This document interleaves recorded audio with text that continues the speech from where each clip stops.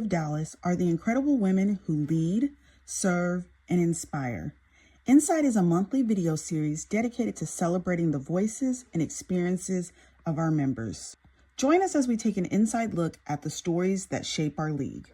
I think you have to look at what values speak to you, what kind of pulls at your heartstrings. I think one of the great things with Junior League is we have a lot of ways to do that.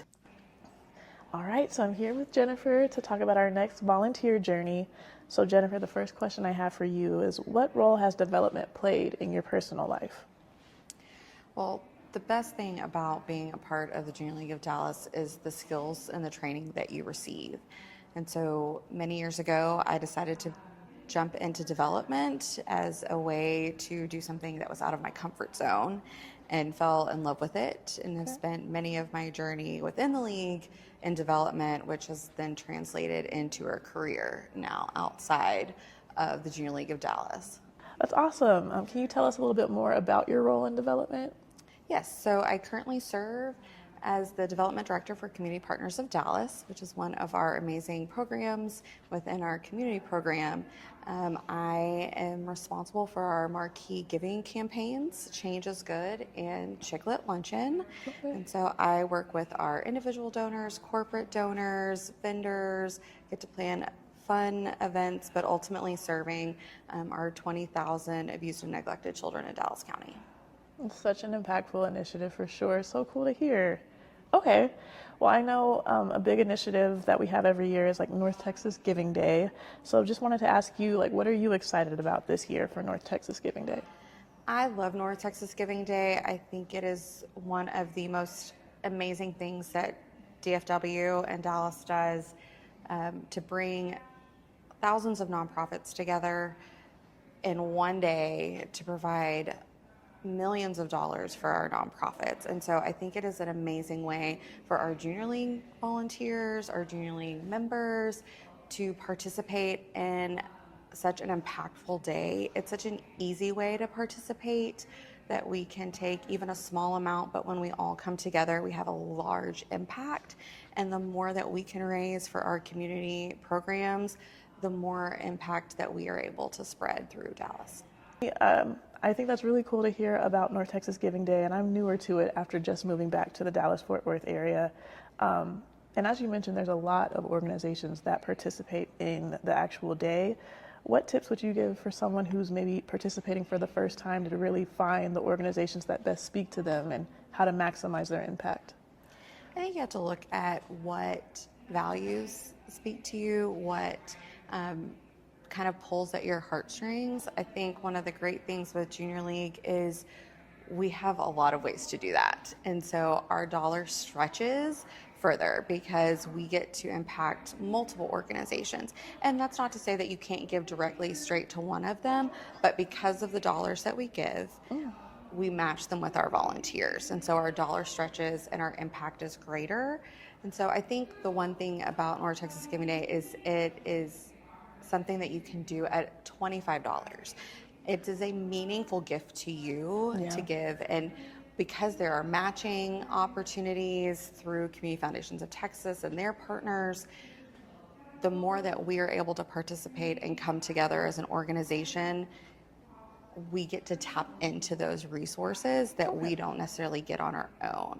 And so I think for our members and our friends, if they're wanting to give, it's a great way for them to get plugged into what we're doing in a very easy way. I think it's one of those, what I love about it is you can hit multiple organizations all at one time. So it makes giving easy. Yeah. Community Foundations makes it so easy to really spread your dollar around to multiple groups.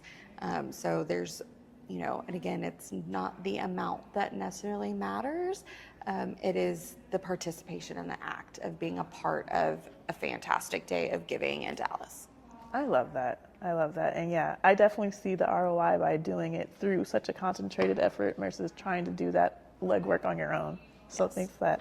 Well, switching gears a bit for you, now that you've been in the league, I know you've mentioned for several years, like what drew you to join the Junior League of Dallas? Junior League has always been synonymous, I think, with Dallas. And so growing up, I always knew about the Junior League of Dallas. My mom, my family were not part of it, but the act of service and helping our neighbors and our community was something that was modeled for me at a very young age. And so I knew that when the time came, if the opportunity ever came about, that it was a place that I knew I wanted to be a part of. And I am a fourth generation Dallasite. And so I have, seen our city grow and change over many years. But just being part of it, you don't always know everything. Yeah. And so being a part of the Junior League has allowed me to see our city from a different lens, and also to meet amazing women that I would have never had the opportunity to interact with, get to know, become friends with outside of the league. And so being a part of that has been such a transforming part of my life. That's awesome. A different view of like DFW, you're getting a really special lens of that being within the org. Okay. Well, what's been one of your proudest moments in JLD? That is really hard. And the many years that I have been a part of the league, I've gotten to see so many amazing things happen and be a part of those opportunities.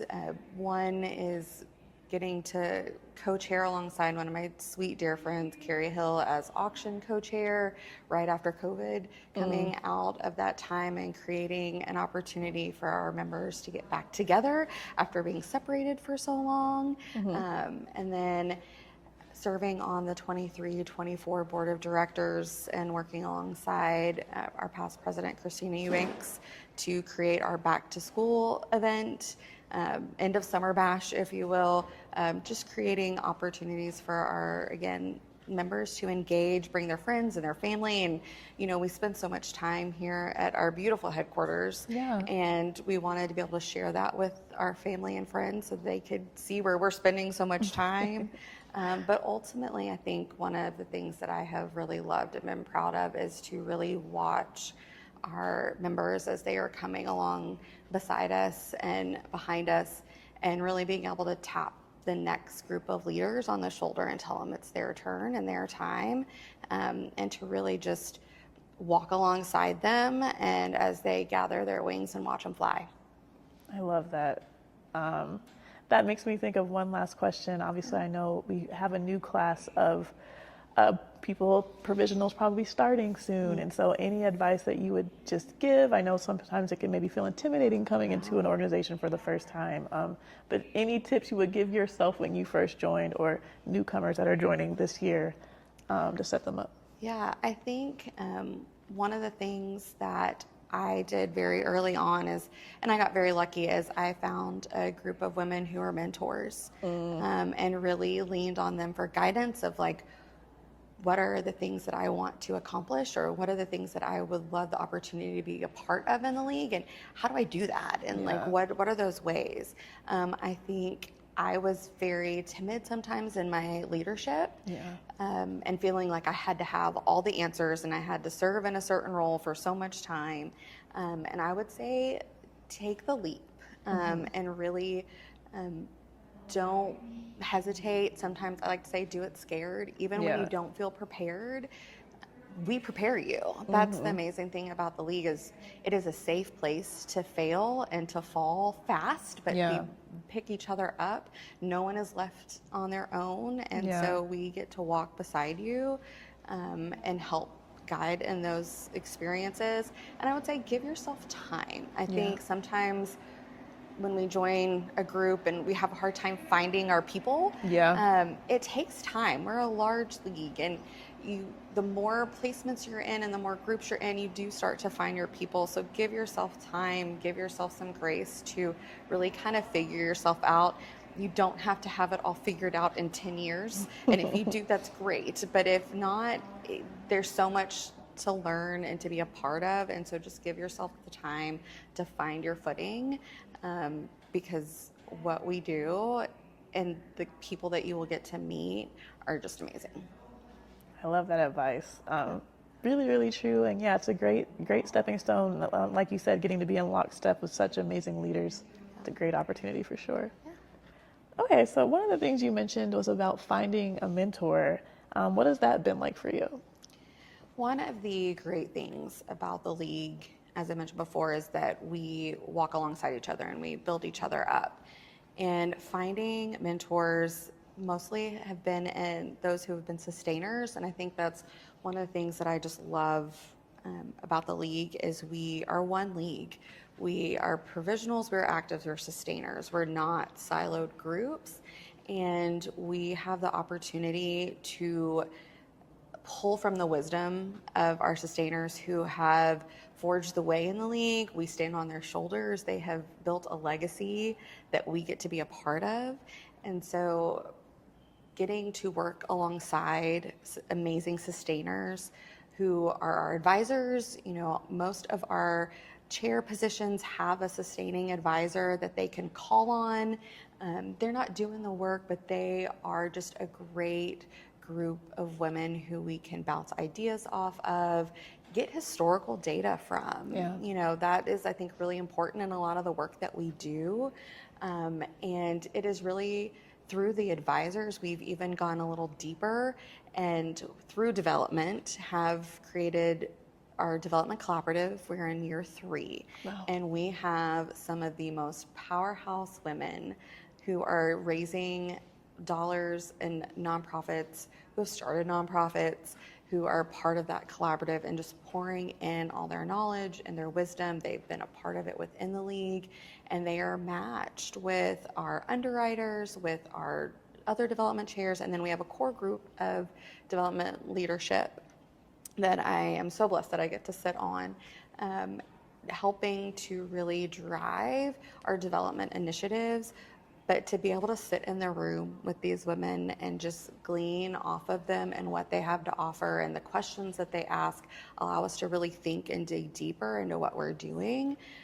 And these are women that I know I can call on at any time. And I think that's another thing that I do love is our sustainers are not unobtainable. Mm-hmm. We all have access to them, and they want to be a part of what we're doing.